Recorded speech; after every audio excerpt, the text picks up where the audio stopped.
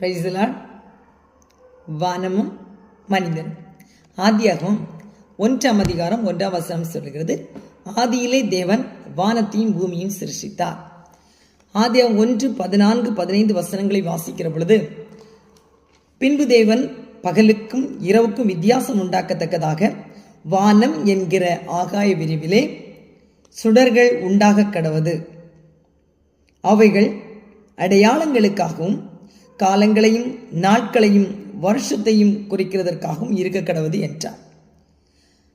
அவைகள் பூமியின் மேல் பிரகாசிக்கும்படிக்கு வானம் என்கிற ஆகாய விரிவிலே சுடர்களாய் இருக்க கடவது என்றார். அது அப்படியே ஆயிற்று.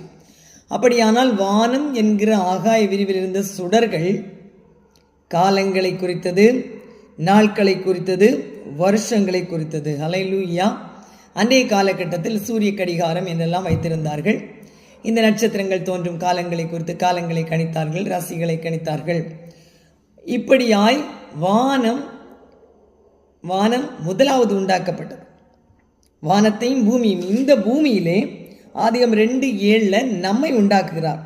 2:7 சொல்லுது, தேவனாகிய கர்த்தர் மனுஷனை பூமியின் மண்ணினாலே உருவாக்கி ஜீவ சுவாசத்தை அவன் நாசியிலே ஊதினா அவன் ஜீவாத்மாவான. அப்படியானால் வானத்தின் மகிமை வேறே, சூரியனுடைய மகிமை வேறே, சந்திரனுடைய மகிமை வேறே, நட்சத்திரங்களுடைய மகிமை வேறே, மனுஷனுடைய மகிமை வேறே. மனுஷனை தேவன் மண்ணினாலே உருவாக்கினார். மண்ணை பிசைந்து மனிதனை படைப்பது அவருக்கு லேசான காரியம். ஹல்லேலூயா.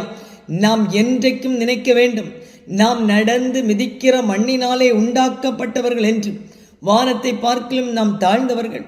வானம் எனக்கு சிங்காசனம், பூமி எனக்கு பாதபடி என்று சொன்ன என் தேவன் வானத்திலே உட்கார்ந்திருக்க பாதபடி பூமியாக இருக்குது.